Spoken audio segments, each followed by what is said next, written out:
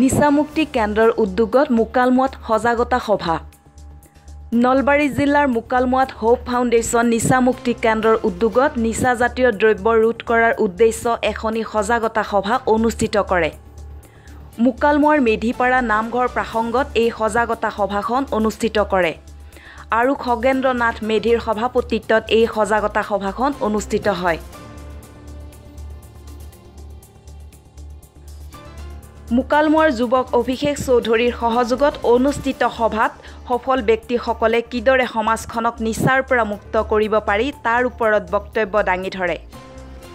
বৰ্তমান সমাজত চলি থকা নিচাসক্ত ব্যক্তিক নিচামুক্ত কেন্দ্ৰৰ জৰিয়তে এক সুস্থ জীৱন ঘূৰাই দিব পাৰি তাৰ ওপৰত আলোচনা কৰে।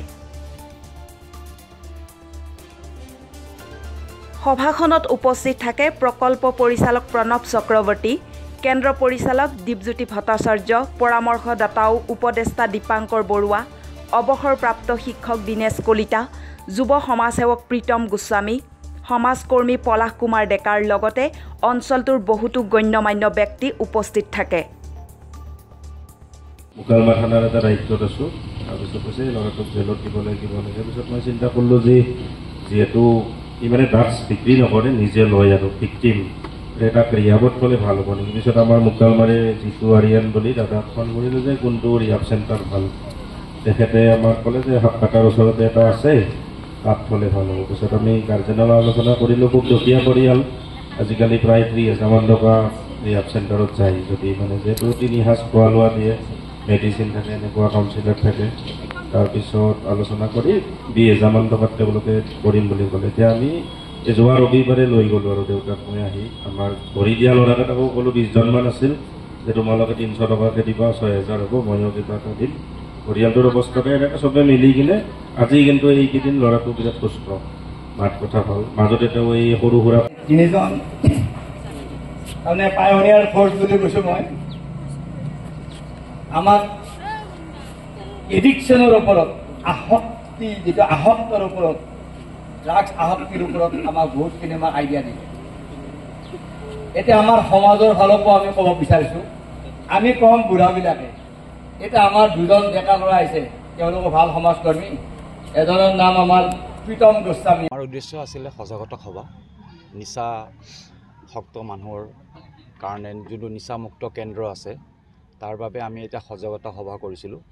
আৰু এই সজাগতা সভা কৰি পেলাই মানে ছ'চাইটিত যিমানখিনি নিচাসক্ত মানুহ আছে তেওঁলোকে জাগৃত হওক, তেওঁলোকে যেন নিচাৰ পৰা আঁতৰক, তাৰ বাবে আমি এই সভাখন কৰিছিলোঁ। একচুৱেলি আমাৰ হোপ ফাউণ্ডেশ্যন আজি 2017 চনৰ পৰা এই বিষয়ত কাম কৰি আছে।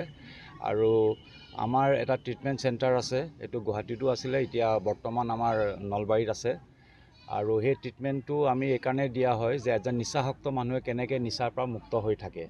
তাৰ বাবে আমাৰ হোপ ফাউণ্ডেশ্যনে যোনটো ৰিহেবিলিটেশ্যন প্ৰগ্ৰেম আছে সেইটো কৰে, লগতে ডিটক্সিফিকেশ্যনো কৰে, মানে ডক্টৰে যোনটো কৰে ফাৰ্ষ্ট উইথড্ৰল পিৰিয়ডটো সেইটোও কৰে, আৰু ৰিহেবিলিটেশ্যনো কৰে, আৰু ফেমিলি থেৰাপিও কৰে। ফেমিলি থেৰাপিটো হ'ল যে এজন নিচাসক্ত মানুহক ছাপোৰ্ট কৰা লাগিব ফেমিলিৰ পৰা, তো সেই ফেমিলি থেৰাপিও কৰে। আৰু লগতে আমাৰ নতুন এটা আমি ইনক্লুডেড কৰিছোঁ, সেইটো হ'ল যে এজন নিচাসক্ত মানুহে হয়তো চাকৰি বাকৰি নাপাই পেলাই আকৌ নিচাৰ ওচৰত যাব পাৰে, হয়তো পঢ়াখিনি অধুৰা কৰিছে বা কিবা বেলেগ হেৰিত কৰিছে।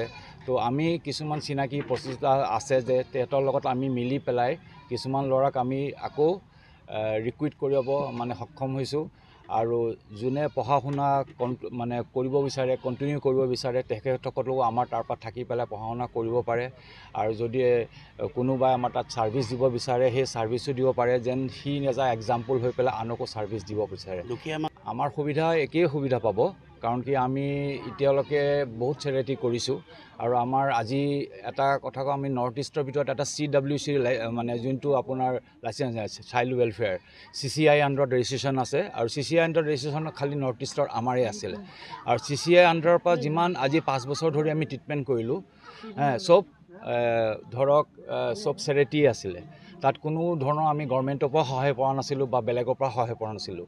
তাত মানে এই ৰাস্তাত থাকে কিছুমান ল'ৰাই ডেণ্ড্ৰাট খায়, অমুক খায়, সেইচবক আনে, CCI আনি পেলাই আমাৰ ওচৰত মানে জমা কৰে আমি ট্ৰিটমেণ্ট দিওঁ 3 মাহ তাৰপিছত আমি সিহঁতৰ হোমলৈ পঠাই দিওঁ যোনখন হোমত ট্ৰেন্সফাৰ কৰে মেজিষ্ট্ৰেটে তালৈ আমি পঠাই দিওঁ তো সেইটো আমাৰ আগৰ পৰাই আছে আৰু এতিয়াও আমি যদি কাৰোবাৰ আৰ্থিক অৱস্থা বেয়া হয় তো সেই আৰ্থিক অৱস্থাৰ বেয়া হ'লে আমিও তাত ট্ৰিটমেণ্ট কৰোঁ এইটো নহয় যে আমি ট্ৰিটমেণ্ট নকৰোঁ তাকো ট্ৰিটমেণ্ট কৰোঁ সম্পূৰ্ণ মানে ফ্ৰী ট্ৰিটমেণ্ট কৰোঁ আমি মেডিচিনৰ পৰা আদি কৰি তেওঁ যোনখিনি কাউন্সেলিঙৰ পৰা আদি কৰি খোৱা বোৱা থকা যোনখিনি খৰচ সম্পূৰ্ণ হেৰি হয় কিন্তু আমাৰ এটা লিমিট আছে কাৰণ কি আমি গভৰ্ণমেণ্টৰ ফাণ্ড নাপাওঁ তো আমাৰ এটা লিমিট আছে সেই লিমিটৰলৈকে কৰিব পাৰোঁ তাতকৈ বেছি আমি কৰিব নোৱাৰোঁ সেইখিনি আৰু মানে আমাৰ এটা মান্থলি ফিজ এটা আছে সেই মান্থলি ফিজ চব যেনেকৈ ৰিহেবিলিটেশ্যনে লয় তেনেকৈ মান্থলি ফিজটো আজি মাহেকীয়া মাচুল যোনটো আছে সেইটো আমি লওঁ আৰু লগতে ধৰক আমাৰ কিছুমান যদি তাৰ হেপি হেৰি ওলায় HIV ওলায় তেওঁ গভৰ্ণমেণ্টৰ পৰাতো সুবিধা আছে আজিকালি